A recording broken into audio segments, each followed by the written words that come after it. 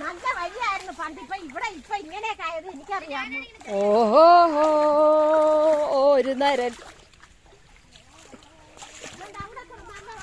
നീർക്കോലി കടിക്കുമോ ആവോ.